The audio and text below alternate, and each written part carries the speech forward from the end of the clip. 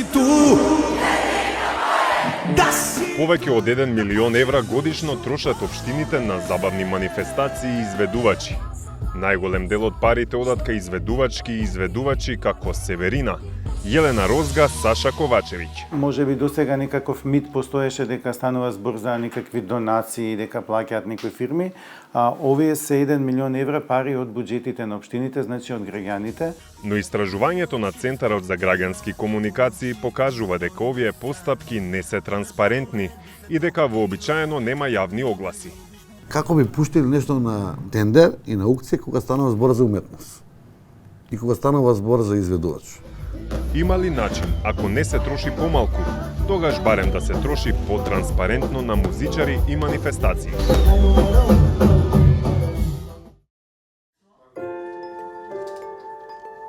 Центарот за граѓански комуникации е невладина организација која речиси 2 децении ги следи јавните набавки во земјава. Последнава година и половина работеа и на анализа за парите кои ги трошат општините на изведувачи, најмени за различни пригоди, од прослави до културни манифестации. За последната календарска година, 2023, во категоријата Топ 5 потрошувачи се Струмица со исплати од 190.000 евра, Кавадарци со 156.000, Град Скопје 110.000, Штип со 86 и Велес со 48.000 евра. Токму поради тоа што не станува збор за мали пари, загрижува ниската транспарентност при овие постапки, велат од Центарот за граѓански комуникации. Речиси сите некако го имаат избегнато спроведувањето на Законот за јавни набавки, односно сите имаат избегнато некаква конкурентна постапка. А законот дозволува за вакви манифестации да се до 10.000 евра да се спроведе така наречена постапка со посебни услуги, односно да не се спроведе тендер. А понатаму, ако е над 10.000 евра, може да се спроведе еден вид на да се објави оглас или да се спроведе постапка со преговарање или претходно известување, така што се тоа некакви минимални, да кажам, минимални процедури. Тоа што општините не се обидуваат во конкурентна постапка да се изборат за пониски цени, не е единствениот фактор што битно влијае на висината на трошоците. Од базата на податоци, јасно е дека далеку повеќе пари чинат настапите на странските, отколку на домашните изведувачи. За илустрација, најскапо платениот изведувач е Северина, која добила хонорар од 25.000 евра за настап во Крива Паланка.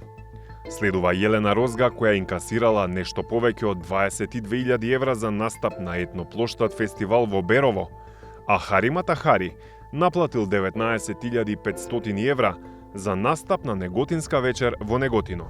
Нема правила општините како ќе ги изберат и кој пејач ќе пее.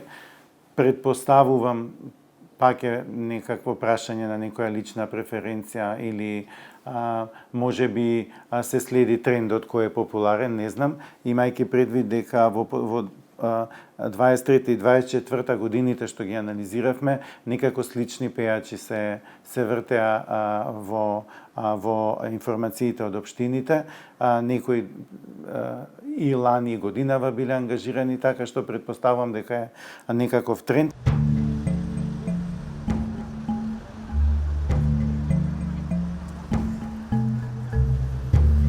Кавадарци е општина која се наоѓа на самиот врв на листата потрошувачи за оваа намена. Низ текот на годините, на градскиот плоштад настапија бројни звучни имиња, пред се од поранешните југословенски простори. Многу е тешко тоа да се одговори. Мене ако ме прашате, јас и сега вака народно би кажал, и кога праве свадба не ми значеше музиката која ќе биде и кој ќе свири и не виконав не знам, некое звучно име или било како, него сакав да биде традиционална музика, да се направи свадба со моите родители, со најблиските, да се помине тоа како што треба. Малте не ово го рачунам како еден вид свадба на градот и во тој дел, која музика ќе настапи, кој уметник ќе настапи, една од точките и од критериумите да тој уметник може да привлече маса на луѓе.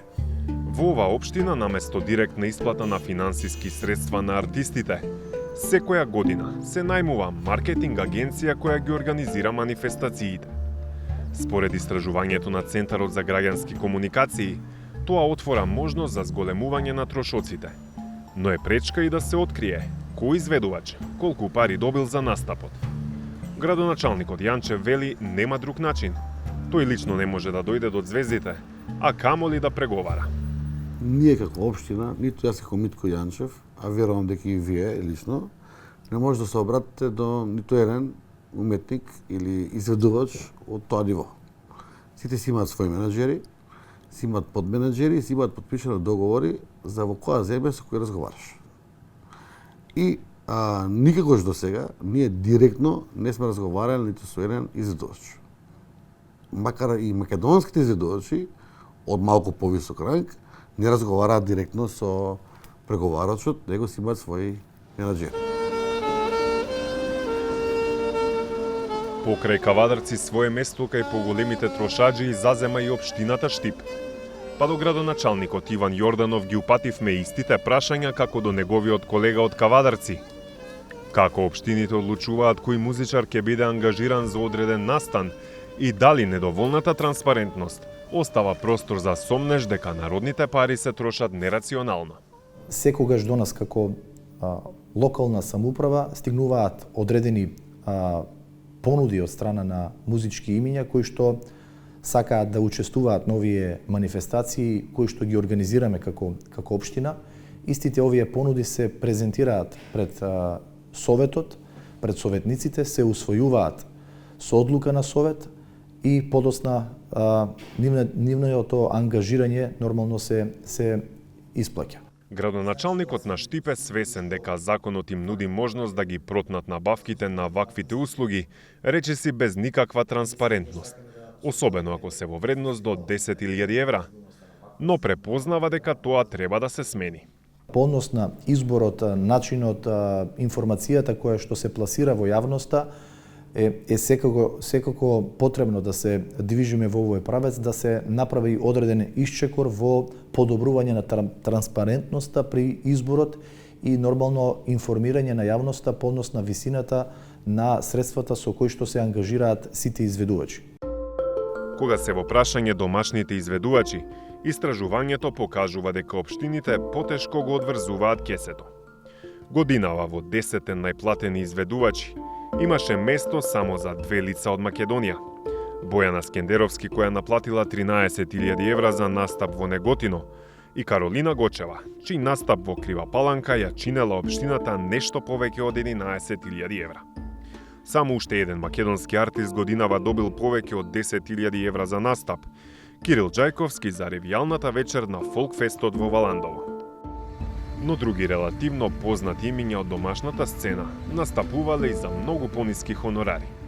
Например, Ламбе Алабаковски пеел и за 542 евра на манифестацијата Илинден 2023 во Битола. ДНК добиле 3000 евра од општина Велес за настап на фестивал на пита и вино. Наум Петревски настапувал за 680 евра на фолклоријадата во Градско. Андријана Јаневска пеела за дочек на Нова година во Кочани за 813 евра. Групата Љубојна настапувала за 2138 евра на Пастрмајлијада во Штип. На што се должат овие разлики во сумите кај домашните и странските изведувачи? Јас сум длабоко убеден дека тие се некакви естрадни мафии од така си ги нарекувам јас и кланови кои што доаѓаат од соседството и кои што се врзани со дел од тие луѓе. Мислам дека постои бизнис, прекјутен бизнис за сето тоа ангажирање, бидејќи навистина сумите кои што им се исплаќаат на овие артисти најчесто под изговор дека народот тоа го бара, а народот го бара она што ќе му го сервираш или она што ќе го научиш да го бара. И таа публика се исто тоа на што го зборам со години, дека таа публика се обликува и се гради, и вкусовите се градат, едноставно ето тие се едните исти лица кои што се вртат од соседството. Младеновски вели дека земјава има што да понуди на музички план. Па според него, несфатливо е кога веќе се одвојуваат средства од парите на граѓаните, да не се користат за промоција и развој на македонската музика и песна. Имаме поп сцена, имаме рок сцена, имаме млада сцена која што работи сега во моментов, меѓутоа промоција, менеджмент, нивно ангажирање стично не се случува. Тоа го знаат веројатно луѓето од општините и оние кои што ги креираат тие политики.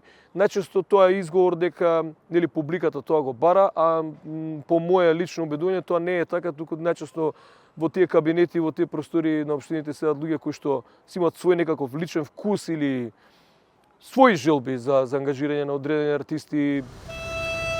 Па има ли решенија? На декларативно ниво градоначалниците се согласни дека треба да се направат чекори, изборот на изведувачи да биде по јасни правила и да се знае кој колку е платен. Но како да се воспостават процедури?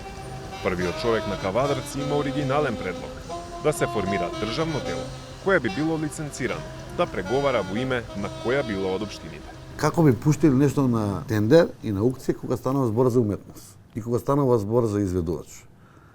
Значи, буквално, ако сакаме да купиме автомобил, можеме да кажеме 2000 кубика да биде, класа 3, да е до 150 којски сили, потрошувачка таква и ред други работи. Што би ставили во тој тендер?